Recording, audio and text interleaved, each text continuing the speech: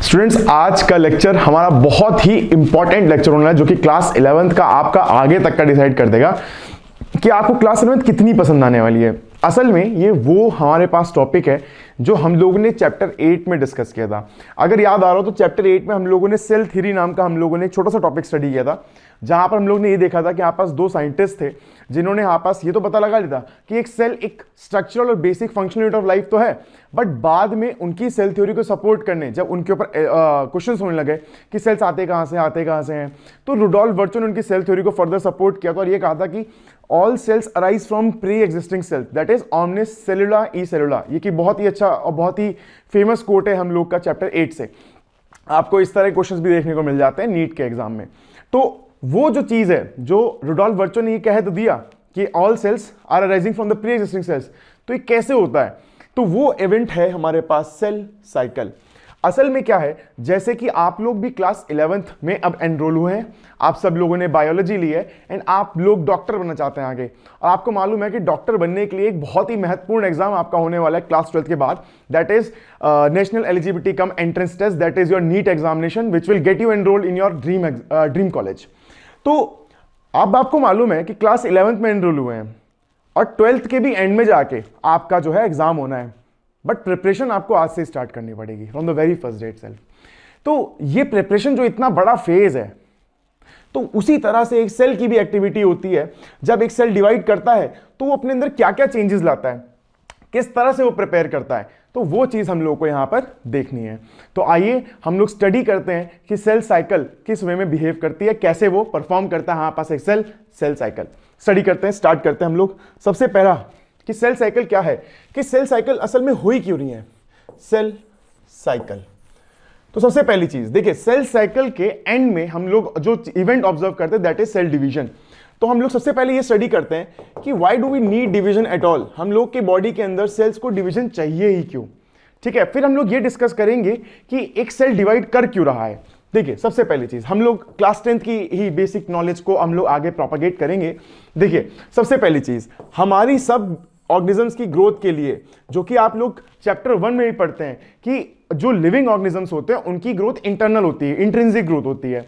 तो ये intrinsic growth किस वजह से होती है? बिकॉज योर बॉडी, हमारी बॉडी के अंदर ये सेल डिवाइड कर रहे हैं, दे आर कॉन्टिन्यूसली डिवाइडिंग, इस कारण से हम लोग बॉडी में जो है ग्रोथ ऑब्जर्व करते हैं। तो first factor which is responsible, which is मतलब बेसिकली आप लोग बोल सकते हो कि बहुत इंपॉर्टेंट है सब लिविंग ऑर्गेनिजम्स के लिए, दैट इज ग्रोथ। तो ग्रोथ तभी हो सकती है जब सेल साइकिल और डिवीजन बहुत अच्छे रूप से हो जाए। सेकेंड पॉइंट अगर हम बात करें तो it must be repair and replacement. Repair and replacement, एक लिविंग ऑर्गेनिज्म अपनी थ्रू आउट द लाइफ में बहुत सारे सेल्स डेवलप करता है, ट्रिलियंस ऑफ सेल्स डेवलप करता है, एंड इनफैक्ट उनसे ज्यादा वो खोता भी है। अब ऐसे केस में अगर आपकी बॉडी के या किसी भी लिविंग ऑर्गेनिज्म की बॉडी के अगर सेल्स का लॉस हो रहा है तो हमें उसे रिप्लेनिश करना होता है। उस चीज के लिए भी cell cycle and division is important. Then the third point would be reproduction. Reproduction, अब देखिए जब हम लोग यहां पर पढ़ रहे हैं रिप्रोडक्शन, तो प्लीज इसको माइटोसिस मियोसिस मत समझिए। अब सिर्फ इतना समझिए कि मियोसिस हो चाहे माइटोसिस हो, दोनों में ही हम लोग क्या देख सकते हैं, एक्टिविटी देख सकते हैं रिप्रोडक्शन की। जैसे एक एमीबा जो कि बहुत ही सिंपल ऑर्गेनिज्म है, जो कि बहुत ही सिंपल एनिमल है हमारे पास, उसके अंदर हम लोग एक स्पेशल तरह का सेल डिवीजन देखते हैं, इसको बोलते हैं एमाइटोसिस, जिसके थ्रू वो डिवाइड करता है और वो अपनी प्रोजेनी को इंक्रीज करता है, नंबर सस्टेन करता है।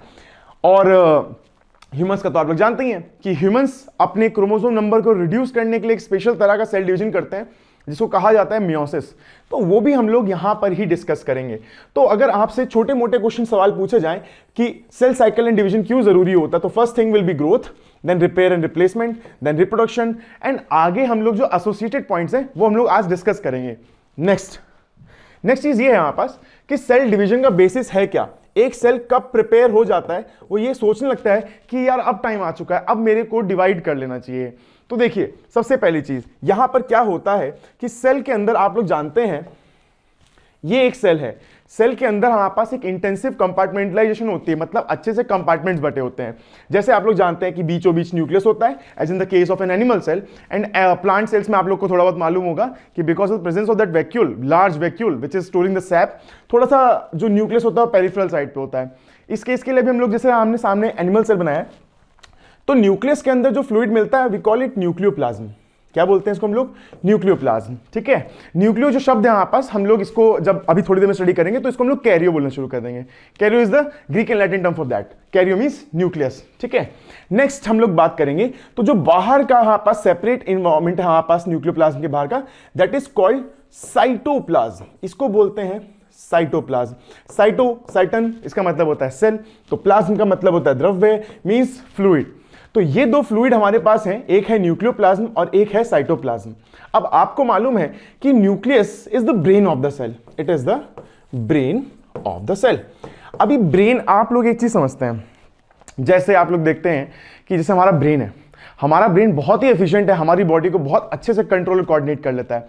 बट सोचिए अगर एक ही ब्रेन पे हम लोग दो बॉडी कोऑर्डिनेट करने की कोशिश करें या कंट्रोल करने की कोशिश करें, know that will be a difficult task.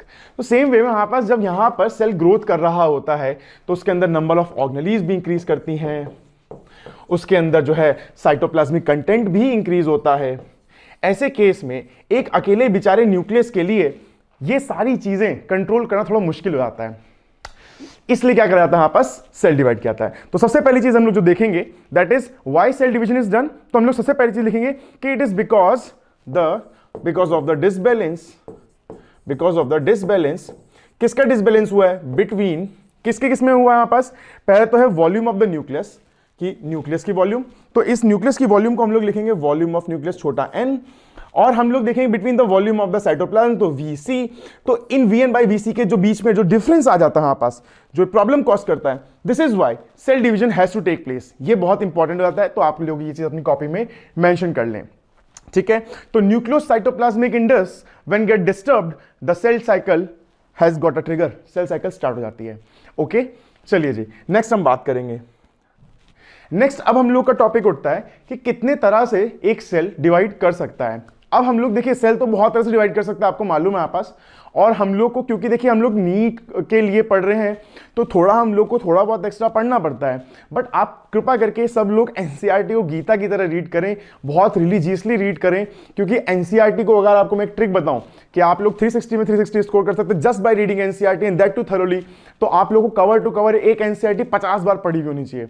अब 50 बार का मतलब भाई ये नहीं है कि आप लोग लेके बैठे कह रहे हैं भैया ने बोल दिया है, सर ने बोल दिया है तो आज ही 50 बार सारा आगे से लेके पीछे, नहीं भैया नहीं, आपको एक एक टॉपिक कम से कम 50 बार पढ़ा होना चाहिए, उसके अंदर के न्यूएंसेस आपको बहुत अच्छे से पता होने चाहिए। तो स्टार्ट करते हैं आपस, तो थोड़ा बहुत हम लोग जो है एक्स्ट्रा पढ़ सकते हैं यहाँ पे, तो वो भी आपको हेल्प करेगा क्लास 12th में। चलिए स्टार्ट करते हैं।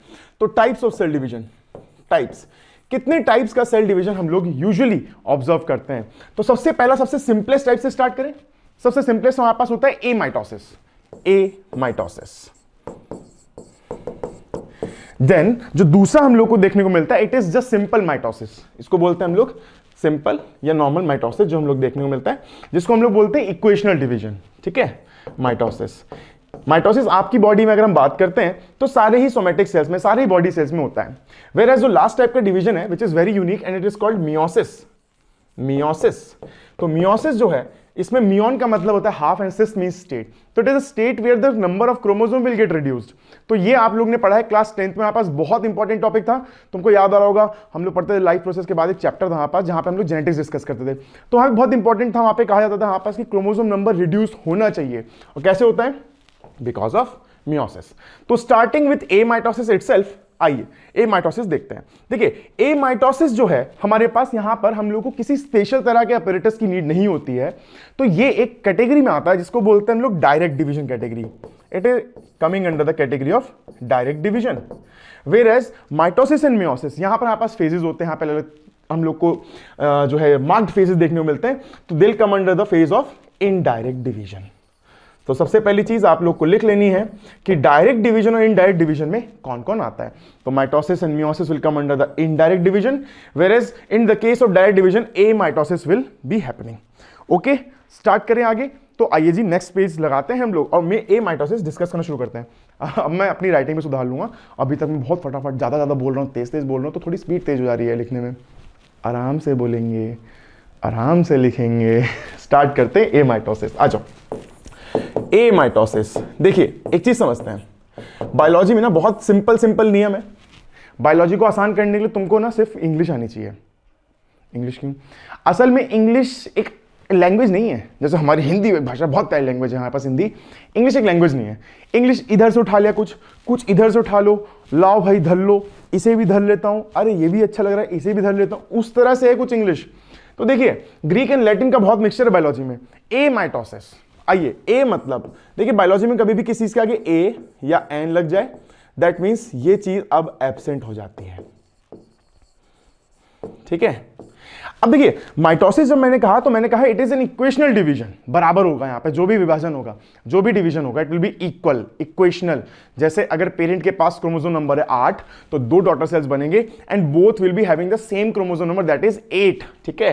बट ए माइटोसिस ये वैसा नहीं होता है, बहुत सिंपल होता है। तो तुम लोगों ने एक डायग्राम बनाया होगा, ये जा रहे हैं भैया अमीबा जा रहे हैं, हाँ अमीबा की शेप कैसी होती है, एमीबॉइड शेप होती है। एमीबॉइड शेप का मतलब यहाँ पर कोई फिक्स शेप नहीं है। एमीबा क्या करता है, जब उसको लगता है कि यार मेरी बुद्धि में काम नहीं चल पा रहा है, मैं अकेला न्यूक्लियस जो है यहाँ पे नहीं रेगुलेट कर पा रहा हूँ, तो करता क्या है वो न्यूक्लियस को खींचना शुरू करता है। याद आ रहा है कुछ इस तरह से होता था कि ये ऐसे ऐसे करके कुछ था, याद पड़ रहा है। तो यहां पर आप लोग देख रहे हैं कि यहां पास कोई भी चीज सिमिलर, यहां पास कोई परफेक्ट मैकेनिज्म नहीं है। क्या यहां पर क्रोमोसोम बन रहे हैं, क्या यहां पर पास न्यूक्लियस मेम्ब्रेन को डिसइंटीग्रेट करेगा, नहीं करा गया। तो ये ही कैरेक्टरिस्टिक होते हैं ए माइटोसिस के। तो ए माइटोसिस लिखना शुरू करते हैं। पास सबसे पहली चीज अगर हम बात करते हैं, सबसे पहली चीज ए का मतलब होता है ए या एन का मतलब होता है एब्सेंट, माइटोन का मतलब होता है थ्रेड। तो यहां पर किसी भी तरह के जो हम लोग को क्रोमोसोम्स देखने को नहीं मिलेंगे। तो पहला पॉइंट करके लिख दीजिए क्रोमोसोम्स आर नॉट फॉर्म, यहां पर नहीं बनते हैं। इंपॉर्टेंट चीज है। सेकंड चीज जो हम लोग को पता होनी चाहिए कि यहां पर ये स्टडी सबसे पहली बार किसने किया था, तो एक साइंटिस्ट थे हमारे पास जिनका नाम था फ्लेमिंग, ठीक है, ये भी लिख लीजिएगा। फ्लेमिंग ने इसको स्टडी किया था। ये फ्लेमिंग आगे भी 2-3 जगह पर आपको मुंह दिखाई करने दोबारा से आएंगे। ये फ्लेमिंग ने माइटोसिस भी डिस्कवर किया है, ए माइटोसिस के लिए भी इनको ही क्रेडिट दिया जाता है। अब यहां पर आपको दिख क्या रहा है, यहां पर बहुत सिंपल से दिख रहा है कि एक न्यूक्लियस है, न्यूक्लियस के अंदर ऑब्वियसली हमारे पास nucleus that is genetic material होगा हमारे पास यहाँ पे, बट यहाँ पर हमारे पास रैंडम डिवीजन हो रहा है, रैंडम डिवीजन हो रहा है, किसी को बराबर नहीं मिल रहा है। लेट्स से इसको थोड़ा ज्यादा न्यूक्लियस मिल रहा है, दिख रहा है हम लोग को, इसको थोड़ा कम न्यूक्लियस मिल रहा है, तो 2 डॉटर सेल्स तो बनेंगे but with unequal amount of nucleus, ठीक है। सबसे पहली चीज हमको ए माइटोसिस में क्लियर होगी that it is direct division, और डायरेक्ट डिवीजन में यहाँ पे किसी तरह का क्रोमोसोम नहीं बनता है। सेकेंड चीज जो मैं देख पा रहा हूं और मैं लिख भी सकता हूं कि यहां पर nuclear membrane through out the process, nuclear membrane has remained intact, nuclear membrane is intact. यहां पर न्यूक्लियर मेम्ब्रेन को डिसइंटीग्रेट नहीं किया गया, ये इंपॉर्टेंट है, ठीक है। इस तरह से क्वेश्चन बन सकता है आप पास, तो ये चीज को लिख के रखें। तो कोई स्पिंडल फॉर्मेशन भी नहीं है आप पास, थर्ड पॉइंट लिख सकते हैं आप पास। अब स्पिंडल क्या होता है यार, स्पिंडल को ऐसे याद कर लो, हमारे घरों में बेलन होता है, मम्मी गुस्से में होती है, रोटी बना रही होती है, उसी से सूत सूत के मारती हैं, वही बेलन। तो जो स्पिंडल होता है उसका मतलब यही होता है। स्पिंडल एक शेप का नाम है आप पास, जो कि कुछ बेलन आकार होती है। तो बेलन कैसा होता है, साइड से, कोनों से टेपर्ड, चिपका हुआ, बीच से फूला हुआ, इस तरह से कुछ। और यही अपैरेटस आप लोग थोड़े देर में माइटोसिस मियोसिस में स्टडी करेंगे कि वहां बनता है, बट यहां पर स्पिंडल नहीं बनेगा, नॉट फॉर्म्ड। इसको लिख दो मेरे भाइयों, लिखते रहो लिखते रहो लिखते रहो। तो ये चीज हो गई। अब देखिए क्योंकि यहां पर इतने सारे कामकाज तो है नहीं, ठीक है। जैसे मान लो प्रॉपर्टी तो डिवाइड होनी थी, ठीक है। इस भाई का नाम है, क्या नाम रखूं मैं, किसके पास जायदाद ज्यादा है, अंबानी रख दूं इसका नाम, ठीक है। मुझे अंबानी, चलो अंबानी जो भी है ये, अभी आई डोंट नो, ये वो अंबानी नहीं है, ठीक है, जिसके जियो से आप लोग देख रहे हो, अभी समझना, ठीक है। कोई भी अंबानी है, अंबानी अमीर है, ठीक है। आइए देखते हैं। अच्छा, अंबानी के 2 लड़के बनने थे, 2 लड़के हैं मतलब और वो इसकी प्रॉपर्टी को इनहेरिट करेंगे। अब प्रॉपर्टी को इनहेरिट करेंगे तो इसके ऊपर दारोमदार है कि दोनों बराबर दे, बट अंबानी क्या करता है, यहाँ पास कोई कागज पत्तर नहीं करता है। लेट्स से प्लॉट भी था उनके पास जो कि डिवाइड करना था, तो अंबानी बोले यहां से लेकर यहां तक तेरा, वहां से लेकर वहां तक तेरा। अब अंबानी की आंखें थी खराब, उसको भाई को थी लॉन्ग साइटनेस, पास का दिख नहीं रहा, उसको पास का दिख नहीं रहा, उसने डिवाइड कैसे कर दी, उन्होंने यहां से लेकर। अभी क्या हो गया, रैंडम डिवाइड हुआ ना, रैंडम डिवाइड हुआ ना, बट बड़ी जल्दी हुआ, काम तो जल्दी हुआ ना चाचा, देरी नहीं करे हैं। फोर्थ पॉइंट लिखें, इट इज वेरी क्विक। तो क्विकली जिसको भी डिवाइड करना होगा तो वो करेगा ए माइटोसिस के थ्रू। तो ये चीज भी याद रखनी है हम लोग को, ओके। तो ये सारे पॉइंट्स आप लोग फटाफट से ए माइटोसिस के अंदर लिखें। फिर हम लोग आगे देखते हैं कि इसके एग्जाम्पल क्या क्या बैठते हैं। स्क्रीनशॉट ले लेना भाई। अभी हम लोग शुरू करते हैं, ठीक है। चलो एग्जाम्पल्स पे आपको डायरेक्ट क्वेश्चन आए हैं। आप लोग अगर एक ट्रेंड ऑब्जर्व करेंगे कि 1995 से लेकर 2010 तक के पेपर, तो they were quite out of the NCERT books, ठीक है। एग्जाम्पलर भी उसमें हम लोग देखते थे कि एनसीईआरटी प्लस एग्जाम्पलर जो लगती थी उसके बाहर के भी क्वेश्चन देखने मिलते थे। But after 2010 what we have observe कि ज्यादा बाहर के क्वेश्चन नहीं आ रहे हैं। बट ये टॉपिक आपको एनसीईआरटी में डायरेक्ट नहीं दिया है, बट ये इनडायरेक्टली बहुत बार मेंशन्ड है टॉपिक। तो जैसे चैप्टर 2 में बायोलॉजिकल क्लासिफिकेशन में जो हम लोग पढ़ रहे हैं, हमारे पास सेकंड जो हमारे पास है, सबसे पहले तो मुनेरा था, देन प्रोटिस्टा था। तो प्रोटिस्टा जो किंगडम है उसके अंदर के मेंबर ए माइटोसिस करते हैं, लिखे ना। चलो तो एग्जाम्पल लिखने शुरू करते हैं। एग्जाम्पल लिखो। सबसे पहला हो जाएगा हमारे पास प्रोकैरियोट्स, सारे के सारे प्रोकैरियोट्स। मैं उठा के पूरा किंगडम मोनेरा भर दूं यहाँ पे, प्रोकैरियोट्स, ठीक है। प्रोकैरियोट्स करते हैं। प्रोकैरियोट्स में सबसे इंपॉर्टेंट जो हमारे पास आता है that is blue green algae. Blue green algae ये आपको लिख के रखना है, ब्लू ग्रीन एल्गी। नेक्स्ट जो हमारे पास आते हैं that was ciliated protozoa. Ciliated, cilia मतलब होता है हेयर। तो सीलिएटेड प्रोटोजोआ का एग्जांपल अगर तुमसे कोई पूछ ले तो क्या बताओगे? तुम बताओगे चप्पल। चप्पल जैसा दिखने वाला जानवर कौन है भैया? देखो शक्ल देखना जरा, हवाई चप्पल। ये एडी की जगह हो गई, ये पांव की जगह हो गई। देखने में किसकी तरह लग रहा है भाई? पैरामीशियम। तो सीलिएटेड प्रोटोजोआ पैरामीशियम भी ये चीजें कर सकता है, ठीक है। पैरामीशियम सेकंड एग्जांपल लिख दो। नेक्स्ट चीज हमारे पास कि जो बेचारे बूढ़े प्लांट सेल्स होते हैं वो मरने के कार में अब मरे कब मरे, तो वो भी कर लेते, कहते भैया हम इतना महंगा सौदा नहीं कर पाएंगे, हम हल्के से करेंगे। तो old plant cells will also divide through this mechanism, old plant cells, ठीक है। लिखते रहो। नेक्स्ट चीज है हमारे पास कार्टिलेज फॉर्मिंग सेल्स। हमारी बॉडी के अंदर जो कार्टिलेज, कॉन्ड्रोसाइट्स, कॉन्ड्रो याद रखना शब्द, कॉन्ड्रो, CHONDRO, कॉन्ड्रो। कॉन्ड्रो का मतलब होता है कार्टिलेज। तो हमारी बॉडी में कार्टिलेज बनाने कॉन्ड्रोब्लास्ट होंगे, ठीक है। तो कार्टिलेज, कॉन्ड्रोब्लास्ट। तो कॉन्ड्रोब्लास्ट सेल्स भी इसी तरह से डिवाइड करते हैं। अभी कॉन्ड्रो एक शब्द बताया ना तुमको लोगों को मैंने। अब कॉन्ड्रो से कितने बना सकते तुम लोग? कॉन्ड्रोइटिन सॉल्ट्स, जब किसी के जोड़ों में दर्द होता है कॉन्ड्रोइटिन सॉल्ट्स दी जाती हैं। आप एक मछली दे सकते हैं, आपका चैप्टर 4 में आया होगा। चैप्टर 4 में कौन सा हमारे पास आती है मछली? कॉन्ड्रिक्थिस। कॉन्ड्रो मतलब हमारे पास कार्टिलेज, इक्थाइस मतलब मछली। तो बायोलॉजी ऐसे ही पढ़ी जाती है मजे मजे में, ठीक है। तो कॉन्ड्रिक्साइट्स हो गए हमारे पास। नेक्स्ट हमारे पास होता है हमारे पास एक्स्ट्रा एम्ब्रियोनिक मेम्ब्रेन्स। ये आप लोग के लिए रेलेवेंट हो जाएगा क्लास 12th में, एक्स्ट्रा एम्ब्रियोनिक मेम्ब्रेन्स, ठीक है। इसमें आपके पास एमनियन, कोरियन, एलेंटॉइस, योक्सैक ये सब आती है हमारे पास, ठीक है। तो ये आपका हो गया पहला topic that is a mitosis, ठीक है। ए माइटोसिस क्योंकि छोटा टॉपिक था तो मैंने इसको सेल साइकिल्स में ही करा दिया, शुरू में करा दिया। अब हम लोग असल में एंटर करेंगे कि what is actually the cell cycle. तो अभी तक तुम लोगों को ना अब वार्म अप करा रहे थे, थोड़ा नेट प्रैक्टिस करते हैं ना खेलने से पहले, वही करा रहे थे। अभी आप लोग ये लिखें और अब हम लोग स्टार्ट करेंगे थोड़ी देर में सेल साइकिल। तो जैसा कि आप सब लोगों ने ए माइटोसिस में पढ़ लिया कि हाँ बस नेट प्रैक्टिस हो गया, आप लोग वार्म अप हो चुके हैं, अब बहुत अच्छे समझ में आएगा कि सेल साइकिल क्या है। तो अब हमारी हेडिंग हो जाएगी सेल साइकिल। सेल साइकिल चला रहा है। साइक्लिक प्रोसेस क्या होते हैं आप लोग को? देखो एक चीज समझने रखनी है, बायोलॉजी में हमारे पास जो कैटलाइज्ड रिएक्शंस होते हैं, कोई भी रिएक्शन होता है वो दो वे में परफॉर्म करता है, या तो लीनियर होता है या फिर वो कैसे होता है? साइक्लिक फॉर्म में होता है। तो लीनियर रिएक्शन जैसे एक एग्जांपल दे सकता हूं, glycolysis. It is a 10 step process जहां पर हमारे पास एक से दूसरा, दूसरा तीसरा, तीसरा चौथा बनते जाते हैं, लगातार बनते रहते हैं हमारे पास, ठीक है। बट जो साइक्लिक प्रोसेस होते हैं उनमें क्या होता है हमारे पास?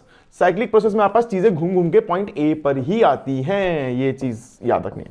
तो सेल साइकिल में भी कुछ ऐसे ही होगा, देखें। चलो जी, सेल साइकिल। सेल साइकिल क्या होता है? अगर आपको इसको प्यार से शेक्सपियर के डिफाइन करना हो तो it is cyclic sequence of the events in the life of a cell, ठीक है। इस तरह से आप लोग लिख सकते हैं, बिल्कुल बढ़िया अंग्रेजी बता दे रहे हैं अभी से, ठीक है। तो सेल साइकिल ये होता है। अब जब भी एक सेल साइकिल होता है, जो जैसे मैंने अभी तुम्हें थोड़ी देर पहले एग्जांपल दिया था नीट वाला, तो अगर मैं उसी को चस्पा करने की कोशिश करूं तो सेल भी प्रिपेयर करता है, सेल भी प्रिपेयर करता है। तो सेल साइकिल प्राइमरीली दो फेजेस में होता है, ठीक है। देखो एक इधर एक इधर। पहला फेज जिसको अपन लोग बोलते हैं इंटरफेज, ठीक है। Interphase, interphase. और जो दूसरा फेज होता है उसको बोलते हैं हम लोग एम फेज, ठीक है। M phase.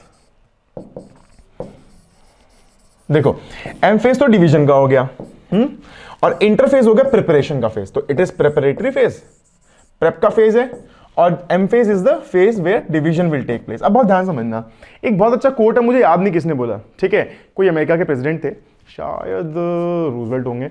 तो देखते हैं, उन्होंने एक चीज बोली थी कि अगर मेरे को कहा जाए कि एक पेड़ काटना है, एक पेड़ काटने के लिए मुझे एक कुल्हाड़ी दी जाएगी, तो मैं अपनी जिंदगी में एक दिन में कितने घंटे हैं, 24 घंटे हैं, तो मैं 23 घंटे उस कुल्हाड़ी की आर को तेज करूंगा, मतलब उस कुल्हाड़ी को मैं तेज करूंगा, मैं I'll sharpen the X, ठीक है। तो just like that interphase, it is the most important phase, तो it will take 95% of the time, 95% of the time. And M phase जो कि डिवीजन फेज है, it will just be finish in that, in a snap, ठीक है। तो 5% of it is like that, ठीक है। तो 95% टाइम इंटरफेस लेता है। हम लोग सब एनसीईआरटी को ही कोट कर रहे हैं यहाँ पे, कुछ हम लोग एक्स्ट्रा नहीं लिख रहे हैं, ये आपको भी याद कर लेना है। तो interphase it is the preparatory phase, where is the M phase is the division phase, ठीक है। नेक्स्ट अगर हम देखते हैं तो पुराने साइंटिस्ट जो थे, क्योंकि देखिए अभी भी प्रोसेस है, अभी भी हम लोग सीख रहे हैं, आप में से कुछ लोग आगे चल के साइंटिस्ट भी बनेंगे, तो जब साइंटिस्ट बनोगे तो आप लोग और भी ढूंढोगे, आप लोग याद करेंगे, अच्छा क्लास 11 में कुछ सर ने ऐसे पढ़ाया था, बायोलॉजी में बताया था 95% टाइम है, क्या एग्जैक्टली 95% टाइम लग रहा है, तो आप लोग स्टडी करना शुरू करेंगे, रिसर्च करेंगे। तो साइंटा इज अ वर्ब, हम लोग ने क्लास 9th की बुक में सबसे पहले पढ़ने वाला था कि साइंस एक नाउन नहीं है, इट इज अ वर्ब, ठीक है। तो ये हमारे पास एक ऐसा प्रोसेस चलता रहता है। अब जैसे प्रोसेस चलता रहता है तो इंटरफेस भी हमारे पास जो है, आप लोग आगे चल के देखेंगे प्रोसेस में कि हमारे पास चेंजेस होते रहेंगे, टाइम घटता बढ़ता रहता है, उसी रूप में हम लोग यहाँ पे देखते हैं। तो पुराने scientist, old scientists used to call this phase as a resting phase, इसको रेस्टिंग फेज कहा जाता था कि रेस्ट कर रहा है, सेल डिवाइड तो कर नहीं रहा है तो रेस्ट ही कर रहा होगा। जैसे तुम लोग को घर में मम्मियां कह देखती हैं कि लेटा है, पढ़ नहीं रहा है, रेस्ट ही कर रहा होगा, जबकि तुम लोग के दिमाग में जो है, तुम लोग के कान में ईयरफोन लगे हुए हैं, तुम मेरा लेक्चर सुन रहे हो, तुम लोग के दिमाग में चल रहा ठीक है भैया बता रहे हैं इंटरफेस है, रेस्ट फेज है, इस तरह से, ठीक है। आओ इंटरफेस, इंटरफेस के क्या क्या फेजेस होते हैं। देखिए एक इंटरफेस जो है वो कायदे में 3 स्टेजेस में डिवाइडेड है, ठीक है। एक होता है G1 phase, then comes the S phase and then comes the G2 phase. तो जो ये हमारे पास 3 फेजेस हैं, ये हमारे पास इंटरफेस फॉर्म करते हैं और इन्हीं में लगता है सबसे बढ़िया, सबसे ज्यादा टाइम। और इसी में आप लोग क्लास 12th का भी एक बेसिस ले लीजिए कि जो ये S फेज है, जिसको हम लोग बोलते हैं सिंथेसिस फेज, सिंथेसिस फेज, ये यहां पर डीएनए को डुप्लीकेट करता है। देखिए बेयर इन माइंड, मैं डीएनए डुप्लीकेशन बोल रहा हूं, क्रोमोसोम नंबर इंक्रीज नहीं करवा रहे हैं अभी हम लोग। डीएनए ऐसे मान लो पहले पतला था, चीमर था, अभी वो मोटा हो गया है, तो उसका क्या हो गया, उसका भार बढ़ गया, कंटेंट बढ़ गया, बट उसके अंदर क्रोमोसोम नंबर नहीं बढ़ा। तो DNA content increases, DNA content increases, तो ये चीज अपने साथ दिमाग में रख लीजिए। Then the G1 phase, G1 phase की बात करी जाए तो G1 आपकी बुक में मेंशन्ड है gap 1, gap 1, this is the gap 1 phase. इसको कुछ बुक्स में आप लोग पढ़ेंगे तो ग्रोथ भी दे रखा है, तो दोनों ही मेरे को चलेगा। क्यों? क्योंकि यहां पर असल में ग्रोथ हो रही है और गैप है हमारे पास किसके बीच में, 2 M फेज के बीच का गैप है, इसलिए इसका नाम गैप 1 फेज रख दिया गया है, ठीक है। तो यहां पर भी हम लोग इवेंट्स डिस्कस करेंगे। Then the gap 2 phase, gap 2 phase, ठीक है, गैप 2। अब एक चीज समझिए आप लोग, M फेज होगा तो हमारे पास जब सेल G2 फेज कंप्लीट करके M फेज में एंटर करेगा, तो एम फेज के भी कुछ रेस्पेक्टिव हमारे पास क्या होते हैं, हमारे पास सब डिविजन्स होते हैं। जैसे क्या, सबसे पहला फेज होता है प्रो फेज। बायोलॉजी में प्रो का मतलब होता है फर्स्ट, आप सबको भी प्रो बनना है, क्लास 11th में और 12th में प्रो बनेंगे, तभी जाके नीट फट से क्वालिफाई करेंगे। Then the prophase, prophase के बाद हमारे पास आता है मेटा फेज। मेटा, मेटा का मतलब वैसे तो चेंज होता है, फेसबुक वाला नहीं भाई, मेटा, मेटा मतलब होता है आपस चेंज, मेटामॉर्फोसिस पढ़ेंगे आप लोग इस साल। तो मेटा का मतलब होता है चेंज, यहां पर चेंजेस मिलेंगे, एक मेटाफेजिक प्लेट, इक्वेटोरियल प्लेट बनती है। Then the third is anaphase, anaphase, and the last phase, fourth phase is your telophase, telophase, ठीक है। टीलोफेज, टीलो का मतलब होता है एंड। अब बहुत ध्यान समझिए, यहां पर जब एक सेल साइकिल जो हो रही होती है, तो यहां पर ये सारे के सारे इवेंट्स बहुत ही वेल कोऑर्डिनेटेड हैं। ऐसा नहीं है कि रैंडम इवेंट्स और कुछ भी चल रहा है यहाँ पे, ये बहुत अच्छे से कोऑर्डिनेटेड इवेंट है। जैसे आप लोग भी अपना जब अब नीट प्रिपेयर कर रहे हो, वही चस्पा कर देते हैं भाई, तो आप लोग नीट प्रिपेयर करेंगे तो बिना प्लान के अगर आप एग्जाम की तैयारी कर रहे हैं तो you are planning to fail, please सब लोग अपने प्लान्स बनाएं कि आज मैं इतना करूंगा, इतना करके ही सोऊंगा, मैं को अगर मैंने सेल डिवीजन पढ़ी तो मैं सेल डिवीजन के इतने क्वेश्चंस लगा कर ही सोऊंगा। इस तरह से आपको डेली एफर्ट करने हैं। आप लोग एक दिन लेके बैठे और पूरा चैप्टर पढ़ेंगे तो शायद कुछ ना हो पाए, but daily small efforts will count. तो कंपाउंडिंग होती है, हम लोग पढ़ के आए SICI, compounding and compound interest. चलिए जी, तो ये हम लोग को समझ में आ गया आपस। तो अगर तुमसे क्वेश्चन पूछ ले जाए कि शॉर्टेस्ट फेज कौन सा है भाई सेल साइकिल का, तो ऑब्वियसली एम फेज। तो it will be finished in 1 hour, this will be finished in 1 hour. Whereas अगर बात कर जाए इंटरफेस की, तो अगर एक दिन में हमारे पास देखा जाए तो हमारे पास 1 घंटे में अगर ये कंप्लीट हो रहा है तो ये कितनी देर में हो रहा होगा? 23 आवर। तो प्रिपरेशन इज लॉन्गर ऑलवेज। आप लोग भी 2 साल प्रिपेयर करेंगे, 3 घंटे में एग्जाम दे के आ जाओगे। you'll be deciding your fate that day only, but preparation के लिए कितना साल लगे? 2 साल। और अच्छी प्रिपरेशन करोगे ना यार, 2 साल बहुत जल्दी निकल जाएंगे। ठीक है, चलो सब लोग अपने दिमाग में रखते हैं और आगे बढ़ते हैं। बट अब देखिए, यहां पर मैंने एक नॉर्मल ह्यूमन सेल का और प्लांट सेल का बताया, but there are other cells also जो कि बहुत जल्दी भी कर लेते हैं। जैसे एक एग्जाम्पल आपकी बुक में दिया है यीस्ट का। यीस्ट एक हमारे पास फंगस होती है यूनिसेलुलर। तो यीस्ट हमारे पास सैक्रोमाइसिस सेरेविसिस जिसका नाम है, ये 90 मिनट्स के अंदर डिवाइड कर लेता है। 90 मिनट्स के अंदर। तो इसकी सेल साइकिल तो बहुत छोटी हुई, प्रिपरेशन वगैरह भी कर लेता है, 90 मिनट में डिवाइड भी कर लेता है, but it is not the case of a animal cell. ठीक है, चलिए आइए आगे देखते हैं आपस। अब देखो यहीं पे समझा दो एक चीज।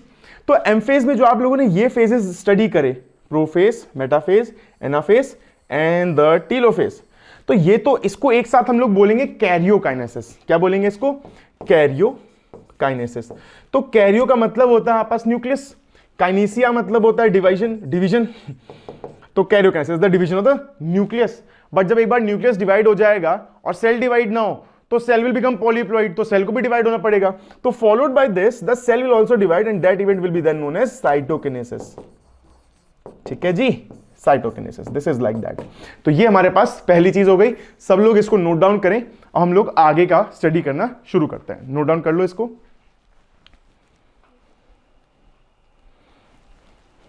चलिए अब हम लोग नेक्स्ट फेज से स्टार्ट करते हैं, स्टार्टिंग फ्रॉम द जीवन फेज इटसेल्फ। सबसे पहला फेज जीवन फेज। सिर्फ फीचर्स पे ध्यान देना। तो जीवन हमारे पास क्या है, इसका नाम है गैप 1 फेज। ठीक है, ये तुम्हें थोड़ी देर में समझ में आएगा इसको गैप कहा ही क्यों जा रहा है, इसे गैप क्यों कह रहे हैं, ये थोड़ी देर में समझ में आएगा। देखो गैप 1 फेजेस में क्या होगा, देखिए एक सब सेल को डिवाइड करना है। ठीक है, जैसे अभी थोड़ी देर पहले हम लोग ने एग्जांपल लिया था अंबानी जी का। अंबानी जी को प्रॉपर्टी डिवाइड करनी है, तो क्या ऐसा अंबानी जी मतलब, अब देखो अब हम बात करेंगे अच्छे वाले डिवीजन की, वो ए माइटोसिस की डिवीजन की बात नहीं कर रहे हैं। अभी अंबानी दूसरा वाला, अभी वही वाला अंबानी जिससे जियो तुम लोग नेट पे चलाते हो। ठीक है, अभी अगर उसको प्रॉपर्टी डिवाइड करनी हुई तो he is a smart man. कैसे डिवाइड करेंगे, तो सबसे पहले अपनी प्रॉपर्टी को इकट्ठा करना शुरू करेंगे, वो देखेंगे मेरे पास है क्या क्या, मेरे पे कहाँ पे एसेट्स हैं, मेरे लाइबिलिटीज क्या हैं, वो एसेट्स को कलेक्ट करेंगे। एसेट्स कलेक्ट करने के बाद वो देखेंगे अच्छा ये इतना है मेरे पास, ये इतनी चीज, फिर उसको इंक्रीज करेगा। लेट्स से 2 में डिवाइड करना है तो उसको हर चीज इंक्रीज करनी पड़ेगी। तो गैप 1 फेज में, थोड़ी राइटिंग गंदी लग रही इधर है, इसको सही कर लेते हैं हम लोग। एक काम करते हैं, पेज तो नहीं खराब हो रहे हैं इस पे, तो गैप 1 हम लोग ऐसे लिख लेते हैं। तो गैप 1 में क्या क्या होगा, देखिए the proteins which are relevant to cell division वो बनाए जाएंगे, प्रोटीन्स। देन सेकेंड चीज एंजाइम्स बनाई जाती है यहाँ पे, जो कि यहाँ पर बहुत इंपॉर्टेंट, हम लोग आगे देखेंगे रोल प्ले करता है। देन साइटोप्लाज्म का कंटेंट इंक्रीज होता है, ये इंपॉर्टेंट है।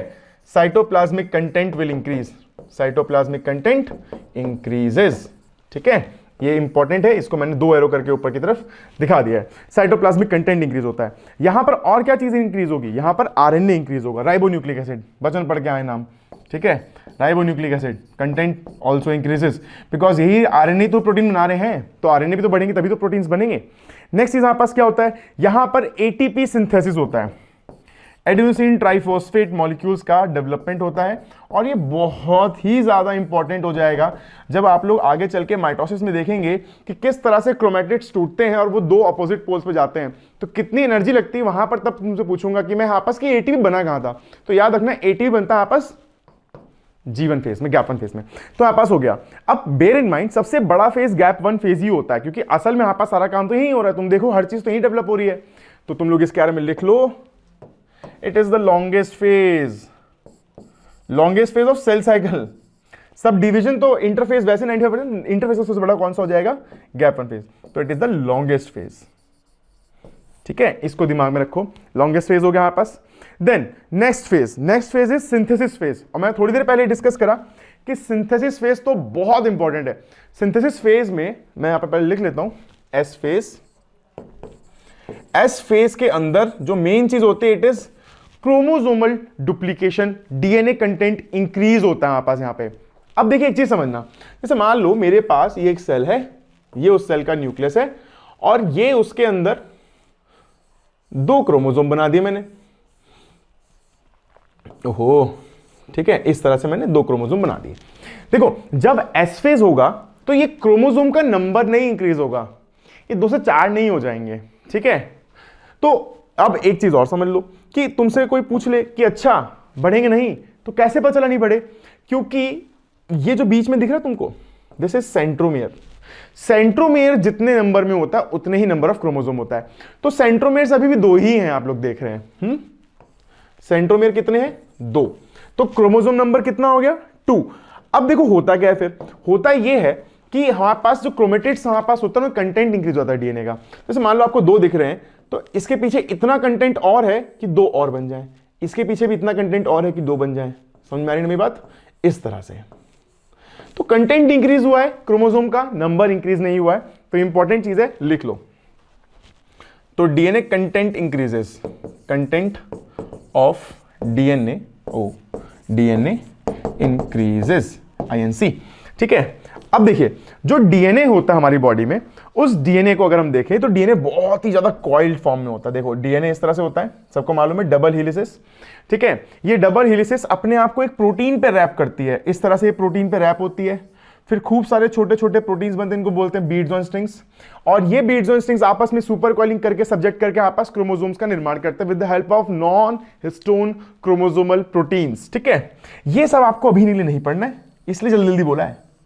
ये नहीं पढ़ाना चाह रहा हूं, क्लास 12th के लिए यार, अभी पढ़ लो ये सब, क्लास 12th के मजे क्लास 12th में लेना, ठीक है। अब यहां पर देखो, तो यहां पे इस तरह से आपस डीएनए कंडेंस कर रहा है। डीएनए जब कंडेंस करता है हमारे पास, तो डीएनए जब भी हम कंडेंस करता है, क्रोमोसोम बनता है, तो 1 chromosome is equal to 40% of DNA. इसके अंदर 40% तो डीएनए होता है, जबकि इसी के अंदर 60% का ये रैपिंग प्रोटीन जिसका नाम होता है हिस्टोन होता है, ठीक है। ये चीज आप सबको यहां पर याद रखनी है, ठीक है। देन नेक्स्ट चीज हमारे पास एक चीज और होती है यहां पे, बहुत इंपॉर्टेंट होती है। जैसे एनिमल सेल्स आप लोग ने पढ़ा होगा, तो वहां पे सेंट्रोसोम सेंट्रियोल्स पढ़े हैं हम लोग ने। तो सेंट्रोसोम भी इसी फेज में क्या करेगा? डुप्लीकेट करेगा। तो सेंट्रोसोम डुप्लीकेट्स, याद रखना, सेंट्रोसोम डुप्लीकेट्स, ठीक है। सेंट्रोसोम डुप्लीकेट कर जाएगा। तो अगर मैं यहां पे सेल साइकिल बनाने की कोशिश करूं, तो मैंने कहा ना सबसे बड़ा फेज तो जीवन फेज है। तो जीवन फेज मान लो ये होगा जीवन फेज, ठीक है। जीवन फेज के अंदर जो क्रोमोसोम नंबर था हमारे पास वो कितना है? 2n, ठीक है। फिर एस फेज हुआ, ये रहा एस फेज। अब एक बात बताओ, मैंने क्या कहा कि एस फेज में क्रोमोसोम नंबर बढ़ेगा कि कंटेंट बढ़ेगा? बिल्कुल सही, कंटेंट बढ़ेगा। तो अगर यहां पर हमारे पास 2n क्रोमोसोम नंबर था और कंटेंट था 2c, तो एस फेज की शुरुआत में कितना होगा हमारे पास? 2n and 2c। But at the end of S phase के अंत में आप लोग क्या देखेंगे कि कंटेंट बढ़ जाएगा, नंबर सेम रहेगा। तो 2n and 4c it will become, okay. ये चीज अपने दिमाग में रखिएगा सब लोग, ये इंपॉर्टेंट चीज है हमारे पास। तो G1 हो गया हमारे पास। अब हम लोग एस फेज कर चुके हैं। एस फेज में और क्या चीज हुई? सेंट्रोसोम भी डुप्लीकेट हुआ है। Next phase is G2 phase. G2 phase सबसे छोटा फेज होता है। G2 phase is the smallest phase. But हमारे पास क्या है, ये इंपॉर्टेंट है। कैसे इंपॉर्टेंट है, इसको हम लोग अलग से पेज देंगे, इसलिए इतना इंपॉर्टेंट है, ठीक है। आओ, तो अब हम लिख लेंगे G2 फेज। आइए देखिए G2 फेज में क्या क्या चीजें होती हैं। देखिए G2 फेज सबसे इंपॉर्टेंट चीज मेरे को लगती है यहां पर जो हो रही है, it is the formation of microtubules. Microtubules का फॉर्मेशन है भाई, इसके बिना तो मेरे को लगता है सेल में अंदर क्रोमोसोम सही तरीके से डिवाइड हो पाएगा। तो microtubulin formation will take place here, ठीक है। Microtubulin formation will take place here. Then next चीज क्या होती है यहां पास कि यहां पर माइक्रोट्यूबुलिन किससे बनता है? Because of protein called tubulin protein. यहां पर पास आप लोग ने क्लास 12 बोलता हूं, आप लोग 11th के ही हैं, चैप्टर 8 में पढ़ा होगा यार, ट्यूबुलिन प्रोटीन्स के बारे में है। साइटोस्केलेटन साइटोफिलामेंट्स में पढ़ा तुम लोग ने। तो ट्यूबुलिन प्रोटीन से बनता है माइक्रोट्यूबुलिन। तो माइक्रोट्यूबुलिन फॉर्मेशन सबसे इंपॉर्टेंट चीज है हमारे पास। यहां पर हमारे पास सारी की सारी सेल ऑर्गेनेली डुप्लीकेट करती हैं। सेल ऑर्गेनेलीज, ठीक है, डिवाइड लिखो, डुप्लीकेट लिखूं, कुछ भी चल जाएगा, डुप्लीकेट लिख लेते चलो, ठीक है, डुप्लीकेट। अब देखो एक चीज समझना, आपको एक चीज दिमाग में और रखनी है आपस कि कुछ सेल ऑर्गेनेलीज ऐसी होती है जो आपने चैप्टर 8 में पढ़ी है कि स्मार्ट होती है because they have their own brain, they have their own DNA, मतलब they have their own machinery to form proteins, that is they have their own ribosome. तो दो एग्जांपल्स इसके याद आ रहा है, एक तो क्लोरोप्लास्ट, प्लास्टिड्स, और हम बात करते हैं दूसरा दैट इज माइटोकॉन्ड्रिया, ठीक है। तो वो भी यहीं पर डिवाइड करेंगे। अब एक चीज से बनना, क्या डिवाइड नहीं करेगा यार, यहां पे क्या लग रहा है, क्या डिवाइड नहीं करेगा, सेंट्रोसोम डिवाइड नहीं करेगा। तो अगर क्वेश्चन आ जाए which of the following is related and content, मतलब which of the following is relevant to the division of centromere, centrosome, तो आपका एक चीज याद रखना कि सेंट्रोसोम सिर्फ और सिर्फ एस फेज में डुप्लीकेट करता है, एस G2 फेज से कोई लेन देन नहीं है, ठीक है। तो ये चीज हमारे पास हो जाएगी, क्लियर हो गया बात हमारे पास। तो और क्या लिख सकते हैं, और तो कुछ बचा नहीं है हमारे पास। तो जो भी आखिरी कागज पत्तर होंगे मान लीजिए चेक कर लेंगे हमारे पास। तो लेफ्ट आउट प्रोटीन्स, जो प्रोटीन्स छूट गए, लेफ्ट आउट प्रोटीन्स वो बना दिए जाएंगे थोड़े बहुत कि भैया तुम भी बन जाओ, और आरएनए भी हमारे पास जो होगा देख लिया जाएगा, ठीक है। साइटोप्लाज्मिक वॉल्यूम देख ली जाएगी कि दो में बांट रहे हैं, सब में बराबर हो जाना चाहिए, है कि नहीं। तो वो सब चीजें यहाँ पे देख ली जाएंगी। तो this is G2 phase. G2 phase hopefully सबको समझ में आ गया होगा। नेक्स्ट अब हम लोग फटाफट से हम लोग कोशिश करते हैं समझने की कि हमारे पास अगर हम इसको डिवाइड करना चाहें सेल साइकिल को तो कैसे डिवाइड करी जाएगी। वैसे तो आप लोगों की बुक में बहुत अच्छा सा दिया है, बट कोशिश करते हैं कि यहाँ पे हम लोग इसको ग्राफ पे प्लॉट करने की। देखें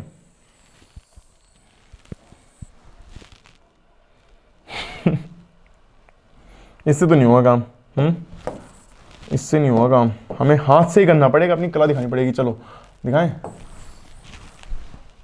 ओह ठीक है चल जाएगा काम, कोई नहीं। इसको हम लोग ऐसे कर लेते हैं और इसको रबड़ को लेके मिटो देंगे। देखो कितना बढ़िया सर्कल बनाता हूं मैं, ठीक है। आ जाओ अब हम लोग इस फेज को डिवाइड करना शुरू करते हैं। तो this is our center point, let's say यहां सेंटर पॉइंट हो जाएगा। सबसे बड़ा फेज हम लोग जानते हैं, it was the G1 phase. तो G1 फेज को हम लोग यहां पे क्या करेंगे, ऐसे उठाया के यहां रखा, यहां से लेकर यहां तक ले गया मैं, G1 फेज, ठीक है। तो ये हो गया G1 फेज। G1 फेज कितना टाइम लेता है, it takes about 11 hours, it takes about 11 hours, ठीक है, 11 आवर्स लगते हैं यहाँ पे। Then the second phase is S phase. S phase, S phase को हम लोग यहां से लेकर यहां तक प्लॉट कर देते हैं। लो जी एस फेज, आप भी आ जाओ। अब एस फेज में टाइम लगता है अप्रोक्सीमेटली 8 आवर्स के आसपास, 8 आवर्स, ठीक है।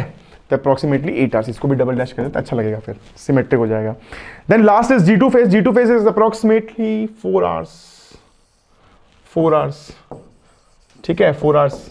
तो दिस इज G2, ठीक है, G2 फेज, हाँ ठीक है। अब देखो लास्ट में जो बचता है it is the M phase. और M फेज हम लोग जानते हैं M फेज के कितने पार्ट थे, जरा हम लोग फटाफट से इसको रेड पेन से ड्रॉ करना शुरू करते हैं। तो देखो जी, प्रोफेज, मेटाफेज, ओहो P हो गया ये तो, मेटाफेज, एनाफेज, टीलोफेज, लास्ट में क्या था, साइटोकाइनेसिस। तो सारा करा दो और ये all together this is your M phase. और M फेज तो शुरू में था 5% टाइम लेता है, तो this is 1 hour, 1 hour long, ठीक है। तो ये चीजें हो गई, तो ये समझ में आ गया हम लोग को, क्लियर हो गया, बहुत बढ़िया, शाबाश। अभी इसको ड्रॉ करो, फिर हम लोग आगे देखते हैं। फ्रेंड्स अभी तक की कहानी जो हमने पढ़ी है वो है सेल साइकिल हमारे पास किस तरह से बिहेव कर रही थी। अब देखिए जब यहां पर हमारे पास सेल्स डिवाइड हो जाएंगे at the end of cytokinesis, तो क्या होता है, तो 2 सेल्स बनते हैं, मोटा मोटा पकड़ लो 2 सेल्स बनेंगे। अच्छा but many times it is observe, scientist ने चीज देखी कि बहुत बार सेल्स डिवाइड तो हो रहे हैं बट वो आगे पार्टिसिपेट सेल साइकिल में नहीं करते, दे टेम्परली और permanently withdraw from the cell cycle, ठीक है। तो होता क्या है, हम लोग इस तरह से एक एरो ऐसे दिखाएंगे और ऐसे करके लिख दें हम लोग, और यहां लिखते हैं हम लोग G0 फेज, और G0 फेज को बोलते हैं क्वाइसेंट स्टेज, ठीक है, क्वाइसेंट स्टेज। अब देखो एक चीज समझना, अब यहां पे क्या है हमारे पास, ये वो फेज है जब अंबानी जी को लगा कि नहीं मुझे रुक जाना चाहिए, मेरे बच्चे उतावले हो रहे हैं, पागल हो जाएंगे, मेरी हत्या कर देंगे भाई। तो ऐसे केस में हमारे पास क्वाइसेंट स्टेज चलाते हैं, थोड़ी देर शांति रहती है, परमानेंटली या टेम्परेली यहाँ पे सेल्स क्या होते हैं, पॉज हो जाते हैं, वो डिवाइड नहीं कर रहे होते हैं। इसका एग्जांपल अगर लिखना हो तो नर्व सेल्स, नर्व सेल्स का एक एग्जांपल देता हूं तुम लोग को, सबको पता होगा, कोई मिल गया, देखिए ना तुम लोग ने, कोई मिल गया में हमारे पास वो था हाइला रोहित। तो वो जो हाइला रोहित था उसके भाई के नर्वस सिस्टम में चोट लगी थी, ब्रेन में प्रॉब्लम थी उसको, क्या वो रिपेयर हुआ कभी? नहीं हुआ। Reason, because the nerve cells has permanently gone into the G0 phase, permanently चले जाते हैं। ठीक है, तो जादू आएगा हमारा, जादू आएगा, जादू आया, जादू आया, ये जो जादू आया तभी ठीक हो पाया। अब दैट वी डोंट नो कि जादू एक न्यूरोसर्जन था, वही मार्स का न्यूरोसर्जन आया भाई, वहां से चांद से आ रहा था, नहीं कहां से न्यूरोसर्जन बुलाया गया, किसके लिए? इसके लिए। बहुत बढ़िया। अब देखते हैं नेक्स्ट, दूसरे सेल्स कौन से हो सकते हैं आपस? Muscle cells, they also don't divide, muscle cells. ठीक है, तो बॉडी के अंदर नंबर ऑफ मसल्स जो है आपस मोर और लेस फिक्स रहता है, दैट इज अराउंड 630। तो तुम लोग सोचोगे कि जो जिम जा रहे हैं उनकी तो मसल्स बढ़ रही हैं, सेल्स नहीं बढ़ रहे हैं, size of the cell is getting increase, तो muscles will remain the same. And the last is the cardiac cell, cardiac cell. ठीक है, तो ये चीज भी याद रखनी, कार्डियक सेल्स में आपस क्या करते हैं, ये जो है डिवाइड नहीं करते एक बार डिवाइड होने के बाद। अब हम लोग को नेक्स्ट पार्ट स्टार्ट कर देना चाहिए आपस कि what will happen if cell cycle does not stop. अब क्या होगा अगर सेल साइकिल रुके ही ना? देखो बहुत सिंपल सी बात है, सेल साइकिल है, अगर सेल साइकिल स्टॉप नहीं होती है तो वो बनता है ट्यूमर, ट्यूमर जिसे बोलते हैं हम लोग। ठीक है, ट्यूमर बनता है, और जो ट्यूमर होता है it can be further of two types, या तो ये बिनाइन ट्यूमर होगा, बिनाइन, बिनाइन का मतलब होता है बेचारा सीधा है, और दूसरा होता है मैलिग्नेंट, मैलिग्नेंट, मैलिग्नेंट मतलब बदमाश।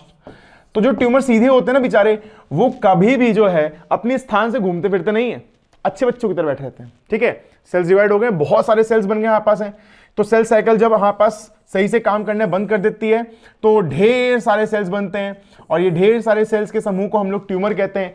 अब या तो ट्यूमर बिनाइन होगा या फिर मैलिग्नेंट होगा। बिनाइन जो होता है ये यूजुअली अपनी जगह पर ही रहता है, जबकि मैलिग्नेंट ट्यूमर्स जो होते हैं वो बॉडी में मूव कर सकते हैं, इसलिए मैलिग्नेंट ट्यूमर को कैंसरस ट्यूमर भी कहा जाता है, दे आर कैंसरस ट्यूमर्स। ठीक है, क्लास 12 में इसके बारे में अच्छी बहुत ज्यादा नॉलेज देखने को मिलेगी। बट फिर क्वेश्चन ये आता है कि क्यों नहीं स्टॉप हुई? तो क्योंकि डीएनए जो हमारे पास मशीनरी जिसको रेगुलेट कर रही थी वो म्यूटेट हो गई है। देयर आर मल्टीपल मीन्स जो हम लोग क्लास 12 में डिस्कस करते हैं, तो जैसे हमारे पास फिजिकल मीन्स हो सकता है, केमिकल मीन्स हो सकता है, हमारे पास बायोलॉजिकल मीन्स भी, वायरसेस भी हैं हम सबके बॉडी में, कुछ हमारी बॉडी में खुद के जीन्स भी हैं, ऑन्कोजीन्स, वो भी कर सकते हैं कैंसर। तो ये सब चीजें हैं। तो सेल साइकिल फिर असल में रेगुलेट होती कैसे? नॉर्मल केसेस में आपस यहाँ तो सेल साइकिल पागल हो गई है, ये बनाई जा रही सेल्स, कॉन्टैक्ट इनहिबिशन गायब हो चुका है। फिर सेल साइकिल को रेगुलेट करा कैसे, तो वो समझते हैं हम लोग। देखिए पूरी सेल साइकिल में आप लोग ने बचपन से बहुत सारे गेम खेले होंगे, मैं गेम खेलता था जहां तक मेरे को याद आ रहा है, प्रिंस ऑफ पर्शिया गेम था। प्रिंस ऑफ पर्शिया में एक पर्टिकुलर लेवल को क्रॉस करने के बाद एक चेक पॉइंट आता था, कि मतलब उस लेवल, उस पॉइंट के बाद अगर किसी की आपके प्लेयर की डेथ होती है तो उसको आपको वहीं से मिल जाएगा, रिज्यूम हो जाएगा। ठीक है, तो just like that there are certain check points in the cell cycle itself. ठीक है, तो अब हम लोग उन चेक पॉइंट्स की बात करेंगे, तो यहां पर आपको 3 चेक पॉइंट्स देखने को मिलेंगे। तो आप लोग हेडिंग डाल दीजिए check points of cell cycle, cell cycle check points, और ये हमारा लास्ट टॉपिक है। देखिए सबसे पहला जो चेक पॉइंट होता है वो हमको देखने को मिलता है G1 और S के बीच में। फर्स्ट उसको बोलते हैं G1 S चेक पॉइंट। तो ये चीज लिख लीजिए, G1 S चेक पॉइंट। देखिए अब कब हमारे पास ये चेक पॉइंट काम करता है? जब डीएनए जो होता है एबनॉर्मल होता है हमारे पास, ठीक है, तो उसको डिस्कार्ड कर जाता है, या फिर सेल साइकिल में G1 G2 फेज में आपस रॉ मटेरियल अप्रोप्रिएट अमाउंट में नहीं बने। तो पॉइंट्स लिखते जाइए यहाँ पास। सबसे पहला पॉइंट क्या होगा कि डीएनए जो फॉर्म हुआ it is abnormal, DNA is abnormal, मतलब ज्यादा या कम बन गया है, एबनॉर्मल। दूसरा क्या यहाँ पास है कि ऑर्गेनेलीज जो होते हैं, जो ऑर्गेनेलीज होते हैं उनका प्रॉपर जो है डेवलपमेंट नहीं हो पाया है, या फिर उनका नंबर जो है मैच नहीं हो पाया, उस केस में यहाँ पास जो है उनको डिवाइड आगे नहीं भेजा जाएगा। एटीपी फॉर्मेशन, ये क्वेश्चन आ चुका है कि सही मात्रा में एटीपी ना बनाए जाने पर भी हमारे पास इस चेक पॉइंट पे सेल को रोक दिया जाता है कि भैया इससे आगे नहीं जा पाओगे तुम, ठीक है, यही रुक जाओ, क्योंकि अगर तुम आगे चले गए तुम तो पागल हो, तुम्हारा तो डीएनए खराब है, तुम तो हमारा सिस्टम खराब कर दो, तुम तो कैंसर कर दोगे, इसलिए यहां पे रुक जाता है। सेकंड चेक पॉइंट हम लोग डालते हैं हम लोग सेकंड चेक पॉइंट डालेंगे, इतना आप लोग ये नोट करिए। सेकंड चेक पॉइंट हम लोग देखते हैं जिसका नाम है हमारे पास G2 check point. G2 check point, देखिए G2 चेक पॉइंट कहां मिलता है? ऑब्वियस है G2 चेक पॉइंट G2 पे ही मिलेगा हमारे पास, ठीक है। तो G2 जो हमारे पास फेज होता है हमारे पास, उससे ये M फेज ज्वाइन करता है, तुमको सबको मालूम होगा। तो M फेज के बाद तो सेल डिवाइड कर ही जाएगा ना, उससे पहले भी रोक सकते हैं हम लोग। कहां पे देखो, तो G2 चेक पॉइंट जो हमारे पास, ऐसे मान लो सेल साइकिल थी, ठीक है। तो ये S फेज है, ये आपका G1 फेज है, यहां पे आपका G2 चेक पॉइंट है। Let's say this is the M phase, ये M फेज है। तो G2 से M जाने पर बीच में हमको मिलता है G2 चेक पॉइंट, और ये G2 चेक पॉइंट हमारे पास क्या करेगा? हमारे पास यहां पे रोक देगा। किस केस में रुक जाएगा देखते हैं। सबसे पहली चीज, डीएनए रेप्लिकेशन प्रॉपर ना हुआ हो। डीएनए रेप्लिकेशन कब होता है हमारे पास? एस फेज में। अभी वो एस फेज में डीएनए रेप्लिकेशन ही प्रॉपर नहीं हुआ है, तो क्या सेल साइकिल डिवाइड करेगी? प्रॉपर आगे मूव करना चाहिए उसे? नहीं करना चाहिए। इस केस में ये चीज होती है हमारे पास। तो डीएनए रेप्लिकेशन जब खराब होता है तब होता है। दूसरी चीज, जब ट्यूबुलिन प्रोटीन का सिंथेसिस नहीं हो पाता है बराबर मात्रा में। ट्यूबुलिन प्रोटीन लिख लीजिए, ट्यूबुलिन प्रोटीन जब बराबर मात्रा में सिंथेसाइज नहीं होता है, उस केस में भी सेल साइकिल को यहीं पर रोक दिया जाता है। और लास्ट हो जाएगा हमारे पास अगेन सेल ऑर्गेनेलिज के लिए। सेल ऑर्गेनेलिज के लिए तो जिस पॉइंट पे सेल ऑर्गेनेलिज बराबर नहीं बनी, उस पॉइंट पर भी रोक दिया जाएगा। तो दूसरा चेक पॉइंट तो ये हो गया। तो आपके हिसाब से सारे चेक पॉइंट हो चुके हैं। नेक्स्ट अब हम लोग देखते हैं, तो लास्ट चेक पॉइंट है, it is the third and last check point. इसको बोलते हैं metaphase check point, meta anaphase, जैसे हम लोग बोलते हैं meta ana check point, meta ana check point. देखिए मेटाफेज और एनाफेज के जाने की बात कर रहे हैं हम लोग। तो आगे आप लोग सेल साइकिल में देखेंगे कि जो हमारे पास क्रोमोसोम्स होते हैं, ठीक है, इस तरह से, तो जो स्पिंडल फाइबर होती है, यहां पर जो स्पिंडल थ्रेड होती है, it passes right through this centromere point. अगर तो ये सही से पास नहीं हो पाई है, अलाइनमेंट सही नहीं हुआ है, ठीक है, उस केस में आपका सेल साइकिल रोक जाती है। तो क्या होता है मेटा एना चेक पॉइंट में? पहला पॉइंट क्या बनेगा हमारे पास कि alignment of chromosome on equator, ठीक है, नहीं हुआ है। अगर सही से अलाइन नहीं हुए तो alignment of chromosome on equator अगर नहीं हुआ है तो रोक दी जाएगी, ठीक है। नेक्स्ट हो जाएगा स्पिंडल एबनॉर्मलिटी, लेंथ बराबर नहीं बन रही यहां पास, स्पिंडल एबनॉर्मल है, अगर उस केस में भी सेल साइकिल स्टॉप कर दी जाती है, ठीक है। थर्ड हमारे पास हो जाएगा कि जो स्पिंडल यहां से निकल रहा है, तो तुमको मालूम, देखो ये तो है सेंट्रोमेयर, सेंट्रोमेयर के बीच में होता है काइनेटोकोर, तो अगर काइनेटोकोर पे नहीं फंसा तो भी दिक्कत हो जाएगी यहां पास।